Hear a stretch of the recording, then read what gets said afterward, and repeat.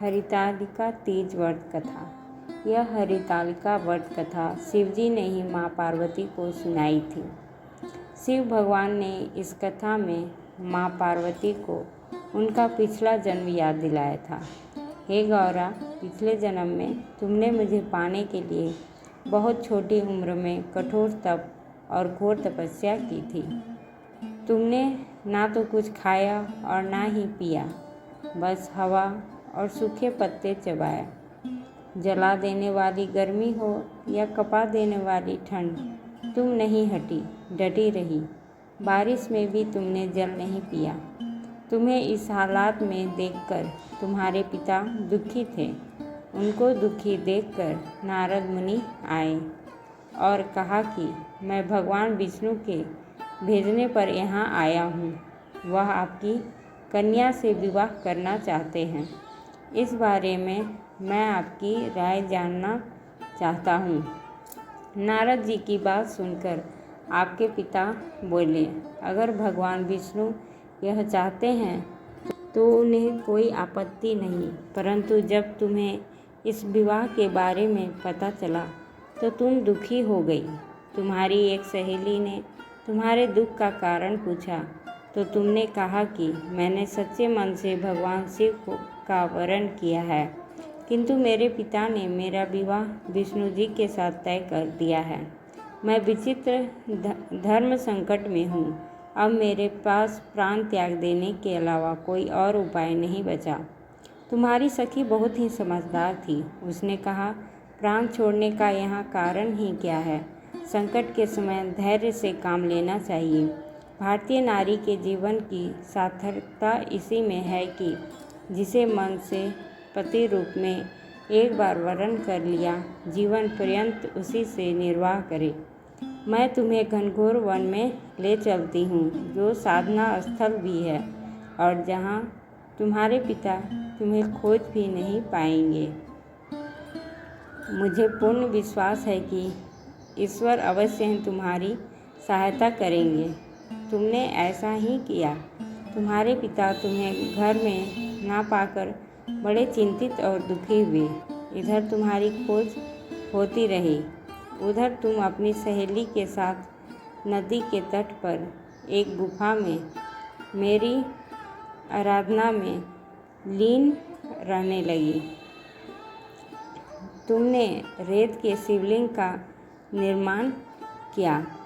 तुम्हारी इस कठोर तपस्या के प्रभाव से मेरा आसन हिल उठा और मैं शीघ्र ही तुम्हारे पास पहुंचा और तुमसे वर मांगने को कहा। तब अपनी तपस्या के फलीभूत मुझे अपने समक्ष पाकर तुमने कहा, मैं आपको सच्चे मन से पति के रूप में वरण कर चुकी हूँ। यदि आप सचमुच मेरी तपस्या से प्रसन्न होकर यहाँ पधारे हैं तो मुझे अपनी अर्धांगिनी के रूप में स्वीकार कर लीजिए। तब तथास्तु कह मैं कैलाश पर्वत पर लौट गया। उसी समय गिरिराज अपने बंधु बांधवों के साथ तुम्हें खोजते हुए वहाँ पहुँचे। तुमने सारा वृत्तांत बताया और कहा कि मैं घर तभी जाऊँगी अगर आप महादेव से मेरा विवाह करेंगे। पिता मान गए और उन्होंने हमारा विवाह करवाया। इस व्रत का महत्व यह है कि मैं इस व्रत को पूर्ण निष्ठा से करने वाली प्रत्येक स्त्री को मनोवांछित फल देता हूँ। इस पूरे प्रकरण में तुम्हारी सखी ने तुम्हारा हरण किया था, इसलिए इस व्रत का नाम हरितालिका व्रत हो गया।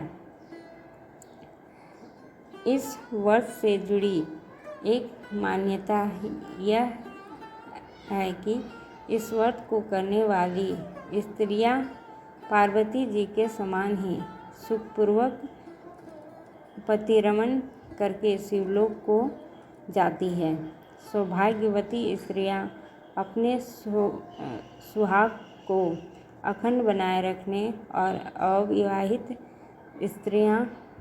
युवतियां मन मुताबिक वर पाने के लिए हरितालिका तीज का व्रत करती हैं।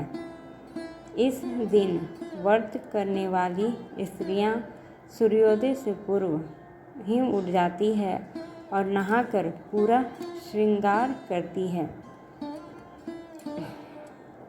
पूजन के लिए केले के पत्तों से मंडप बनाकर गौरी शंकर की प्रतिमा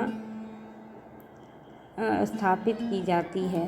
इसके साथ पार्वती जी को सुहाग का सारा सामान चढ़ाया जाता है।